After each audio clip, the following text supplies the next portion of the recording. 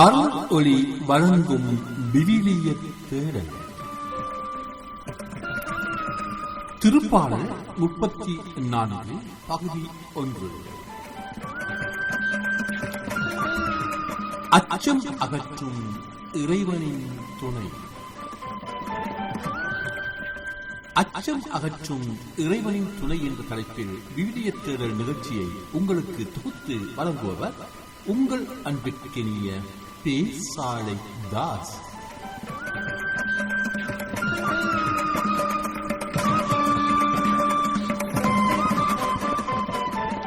கடந்த வார நமது விவிலிய தேடலில் நம்பினோரை கைவிடாத கடவுள் என்ற தலைப்பில் திருப்பாடல் 33 20 முதல் 22 வரை உள்ள இறைவசனங்கள் குறித்து தியானித்து அத்திருப்பாடலை நிறைவுக்கு கொணர்ந்தோம்.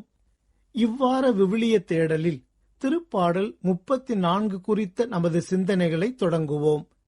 கடவுளின் கருணையை புகழ்தல் என்ற தலைப்பில் அமைந்துள்ள இத்திருப்பாடல் தாவீதுக்கு உரியது.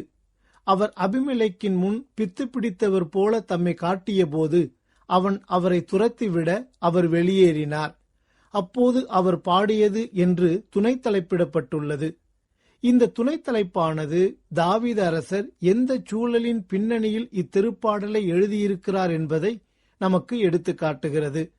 இந்த திருப்பாடல் எழுதப்பட்டதற்கான பின்னணியை நாம் முதலில் தெரிந்து கொள்வோம். மன்னர் சவுலுக்கும் தாவீதுக்கும் இடையே நடக்கும் தர்ம யுத்தமே தாவீதின் அனைத்து துன்ப துயரங்களுக்கும் அடிப்படை காரணமாகின்றது. தாவீது மீது சவுல் கொண்டிருந்த பொறாமையும் கோபவெறியும் பழிவாங்கும் உணர்வும் தாவீதின் நிம்மதியை தொலைக்கச் செய்தன. இதனால் புலிக்கு பயந்த மானை போல பல்வேறு இடங்களுக்கு ஓடிச் சென்று தஞ்சமடைய வேண்டிய அகோர நிலை தாவீதுக்கு ஏற்பட்டது. ஒரு மிகப்பெரிய நாட்டில் மக்கள் சந்திக்கும் பிரச்சனைகள் எத்தனையோ இருக்க அவற்றையெல்லாம் விட்டுவிட்டு தாவீதை கொல்ல வேண்டும் என மெனக்கெட்டு அலைகின்றார் மன்னர் சவுல். எனவே இப்படிப்பட்ட கொடிய மனம் கொண்ட சவுலிடமிருந்து தன் உயிரை காத்துக்கொள்ள போராடுகிறார் தாவீது. சவுலிடமிருந்து தப்பிச் செல்லும் தாவீது காத்தின் மன்னன் ஆக்கிஸிடம் சென்று தஞ்சமடைகிறார். அங்கும் விடாது ஆபத்து அவரை துரத்துகிறது. கோலியாத்தை கொன்றொழித்த தாவீதின் வீரத்தை கேள்விப்பட்டு சவுல் மன்னரை போல அவர் மீது பொறாமை கொள்கிறார் மன்னர் ஆக்கீஸ். ஆகவே இந்த இக்கட்டான நிலையில் மன்னர் ஆக்கீஸிடமிருந்து தப்பிப்பதற்காக ஒரு பைத்தியக்காரனை போல நடிக்க வேண்டிய மிக மோசமான நிலைக்கு தள்ளப்படுகிறார் தாவீது. தாவீதின் வாழ்வில் நடந்த இந்த வரலாற்று நிகழ்வானது இந்த திருப்பாடலில் மட்டுமே எடுத்து காட்டப்படுகிறது. மேலும் இம்மாபெரும் ஆபத்திலிருந்து தப்பிய தாவீது ஆண்டவரை புகழும் விதமாக இத்திருப்பாடலை இயற்றுகிறார். இந்த வரலாற்று பின்னணியை உள்ளத்திலே உள்வாங்கியவர்களாய் இத்திருப்பாடல் குறித்த நமது சிந்தனைகளை தொடர்வோம். இத்திருப்பாடல் மொத்தம் 22 இறைவசனங்களை கொண்டுள்ளது. இப்போது 1 முதல் 4 வரை உள்ள இறைவார்த்தைகள் குறித்து சிந்திப்போம். முதலில் அவ்வார்த்தைகளை வாசிக்க கேட்போம். ஆண்டவரை நான் எக்காலமும் போற்றுவேன், அவரது புகழ் எப்பொழுதும் என் நாவில் ஒலிக்கும். நான் ஆண்டவரை பற்றி பெருமையாக பேசுவேன், எளியோர் இதை கேட்டு அக்களிப்பர். என்னுடன் ஆண்டவரை பெருமைப்படுத்துங்கள், அவரது பெயரை ஒருமிக்க மேன்மைப்படுத்துவோம். துணை வேண்டி நான் ஆண்டவரை மன்றாடினேன், அவர் எனக்கு மறுமொழி பகர்ந்தார். எல்லா வகையான அச்சத்தினின்றும் அவர் என்னை விடுவித்தார். அன்பர்களே, இந்த 4 இறைவசனங்களிலும் 2 சிந்தனைகள் மையப்படுத்தப்படுகின்றன. அதாவது முதல் 3 இறைவசனங்களிலும் கடவுளை நான் புகழ்வேன், போற்றுவேன், பெருமையாக பேசுவேன், அவருடைய பெயரை பெருமைப்படுத்துவேன் என்றெல்லாம் எடுத்துரைக்கும் தாவீது 4வது இறைவசனத்தில் என் மன்றாட்டுக்கு பதில் மொழி தந்தார் என்றும் எல்லாவிதமான அச்சத்தினின்றும் என்னை விடுவித்தார் என்றும் கூறுவதுடன் ஏன் கடவுளை போற்றி புகழ வேண்டும் என்பதற்கான காரணத்தையும் முன்வைக்கின்றார். பிரியமானவர்களே, கடலில் சென்று கொண்டிருந்த கப்பல் ஒன்றில் பலர் பயணம் செய்து கொண்டிருந்தனர். அப்பயணிகளில் கடவுள் மீது பக்தி கொண்ட பக்தர் ஒருவரும் இருந்தார். நன்றாக சென்று கொண்டிருந்த அந்த கப்பல் திடீரென ஏற்பட்ட பெரும் புயலில் சிக்கி பல துண்டுகளாக உடைந்து மூழ்கியது. அப்போது உடைந்து போன கப்பலின் ஒரு மரத்துண்டை பற்றி கொண்டு அந்த இறை பக்தர் மட்டும் எப்படியோ தப்பி அருகிலுள்ள தீவை அடைந்தார். இறைவா, ஆளரவமற்ற இந்த தீவில் நான் தனிமையில் இருந்தாலும் நீர் என்னோடு இருக்கின்றீர். ஏதாவது ஒரு வழியில் எனக்கு நீர் உதவி புரிந்து என்னை காப்பாற்றுவீர் என்று நான் நம்புகிறேன் என கடவுளை நோக்கி கூறினார். ஆனால் அவருக்கு எந்த ஒரு உதவியும் கிடைத்தபாடில்லை. என்றாலும் கடவுள் மீது தான் கொண்டிருந்த நம்பிக்கையை மட்டும் அவர் இழக்கவில்லை. இப்படியே நாட்கள் கடந்து சென்றன. தன்னை காத்துக்கொள்ள தீவில் கிடைத்த பொருட்களை கொண்டு ஒரு சிறிய குடிசை ஒன்றை கட்டினார். அங்கு கிடைத்த பழங்களை கொண்டு தினமும் பசியாறி வந்தார். இப்படி இன்னும் சில நாட்கள் கழிந்தன. ஆனால் தனது நம்பிக்கையை மட்டும் இழந்து விடாமல் அவர் தினமும் இறைவனிடம் தொடர்ந்து இறைவேண்டல் செய்து வந்தார். ஒரு நாள் அந்த பக்தர் உணவு தேடுவதற்காக வெளியே சென்று விட்டு திரும்புகையில் அவரது அந்த ஒரே குடிசையும் தீப்பிடித்து எரிந்து கொண்டிருந்தது. அதை பார்த்ததும் மிகவும் வேதனையடைந்தார். ஆனாலும் நம்பிக்கை இழக்காதவராக இதிலும் கடவுள் ஏதாவது ஒரு நன்மை வைத்திருப்பார் என்று கூறி தன்னை தேற்றிக் கொண்டார். அவரது இறை நம்பிக்கை வீண் போகவில்லை. சில மணித்துளிகளில் கப்பல் ஒன்று அவர் தங்கியிருந்த தீவை நோக்கி வந்து கொண்டிருந்தது. அதனை கண்டதும் எனது இறைவேண்டல்களை கேட்டு கடவுள் எனக்கு உதவி உள்ளார், அவர் என்னை கைவிடவில்லை, என்னை காப்பாற்ற அவர் யாரையோ அனுப்பியுள்ளார் என்று கூறி உற்சாகத்தில் துள்ளி குதித்தார். அப்போது கப்பலிலிருந்து வந்த பணியாளர்கள் அவரை கப்பலுக்கு அழைத்துச் சென்றனர். கப்பலுக்குள் சென்றதும், நான் இந்த தீவில் தனியாக இருப்பது உங்களுக்கு எப்படி தெரியும் என்று அவர்களிடம் கேட்டார் அந்த பக்தர். அதற்கு கப்பலின் தலைவர், தூரத்திலிருந்து நாங்கள் பார்த்தபோது இந்த தீவிலிருந்து புகை எழும்புவதை பார்த்தோம்.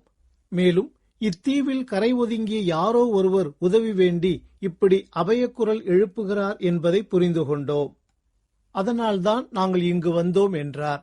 அப்போதுதான் இறைவன் குடிசையை பற்றி எரியச் செய்ததன் காரணம் அப்பக்தருக்கு புரிந்தது.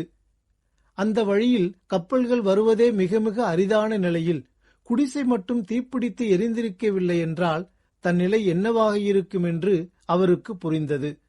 தன் மீது நம்பிக்கை வைத்து அனுதினமும் இறைவேண்டல் செய்யும் எந்த ஒரு பக்தரையும் கடவுள் எப்போதும் கைவிடவே மாட்டார் என்று சொல்லி மீண்டும் இறைவனுக்கு நன்றி கூறினார் அந்த பக்தர்.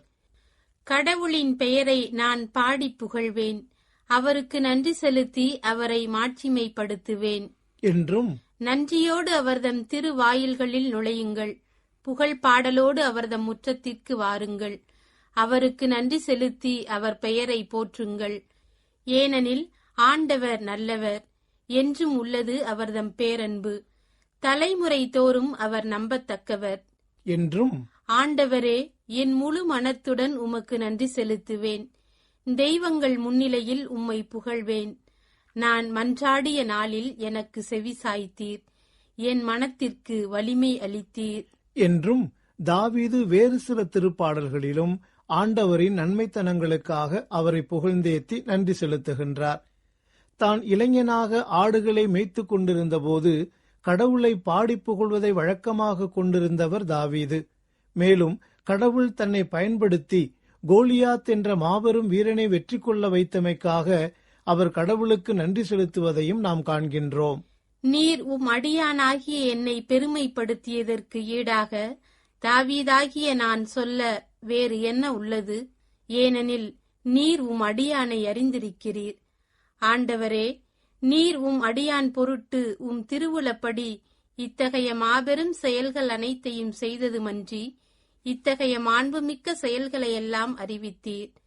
ஆண்டவரே, உமக்கு ஒப்பானவர் எவருமில்லை. எங்கள் காதுகளினாலே நாங்கள் கேள்விப்பட்டதன்படி உம்மை தவிர வேறு கடவுளும் இல்லை. அன்பர்களே, சவுல் மன்னர் தாவீது மீது பொறாமை கொண்டு அவரை பழிவாங்க துடித்தாலும் ஆண்டவர் தாவீதுடன் இருப்பதையும் அவரை வழிநடத்துவதையும் அவர் கண்டுணர்ந்திருந்தார்.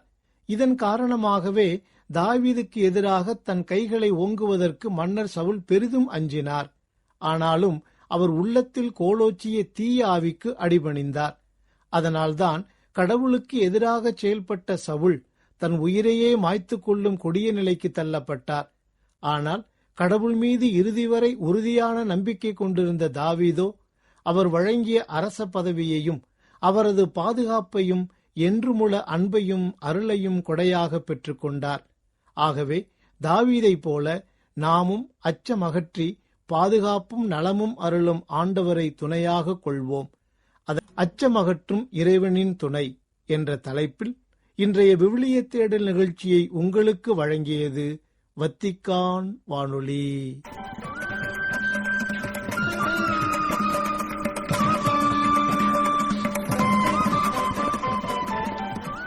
இதுவரையும் நீங்கள் செவியுற்றது விவிலிய தேடல்.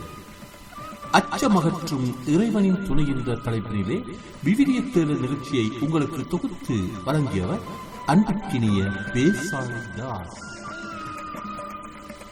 மீண்டும் மற்றொரு விவிலிய தேடல் நிகழ்ச்சியில் உங்கள் அனைவரையும் சந்திக்கும் வரை இங்கித வந்தனம் சொல்லி விடைபெறுவது உங்கள் அன்பிற்கினிய பேசாலை தாஸ்.